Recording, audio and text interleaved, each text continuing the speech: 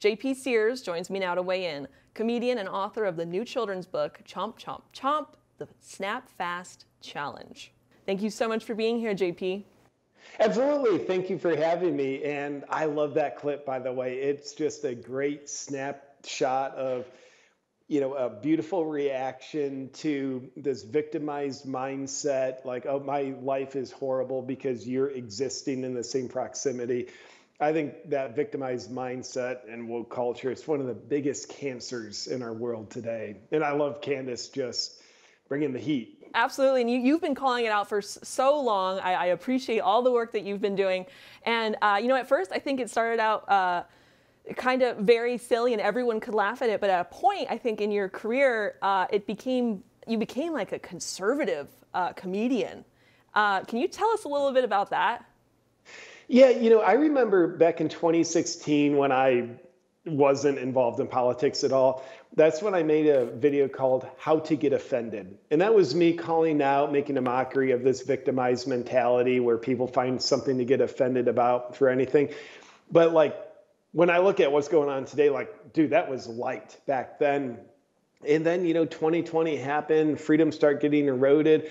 Freedom's my number one value, and freedom became something that conservatives cared about and the leftists wanted to erode. So that's when I sort of had my new identity. Dude, I identify as a conservative because I didn't know I was, but apparently this is what it is. So I'm a conservative, and being a comedian, that's, where I source a lot of my values and what I stand for from. And then, kind of what I call out, making a mockery of with comedy is often the lies, hypocrisy, and lunacy coming from woke and left culture. Absolutely, it became illegal basically to be funny, which is so unfortunate. Also, during this event at the University of Albany, another liberal student tried to tell Candace that this anti-trans rhetoric spewed by her and other conservatives causes trans people to be suicidal. She ripped that narrative apart. Let's take a look at that. How do you think other people who, with your beliefs, respond to the fact that your hateful and harmful rhetoric costs the lives of queer children every single day, on average, every 45 seconds? Okay, so this is just going to be a pure boogeyman. You're pretending that someone committed suicide because of Candace Owens. You've got no facts here. You're just going, it's your rhetoric that's causing all of this. When in reality, you want to talk about the tea. I sat down with a man named Walt Heyer who was convinced to chop his penis off after your community told him that there was something wrong with him because he had confusion. Why was he trans? Because he was molested when he was 4 years old by his uncle. Rather than being sat down and spoken to by a psychologist, he was handed hormone pills, and he eventually chopped off his penis. Walt Heyer is now 80 years old. He detransitioned, and he does a lot of work talking about why it is that he runs a charity, okay, an actual charity that is dedicated to sex change regret, of people who have changed their parts and can't go back. And you know what happens? Suicide rates go up after they transition. After they transition. And Candace Owens wasn't the one that chopped their off. You know who else is trying to kill people? The government. I think maybe the liberals need to understand that. If we didn't know any better, we'd say it looks like that. And this whole narrative of we need to support children transitioning their gender, chopping parts off, going through irreversible hormonal changes because they'll commit suicide if they don't. Well, the problem is they're suicidal. That's the issue that needs to be addressed.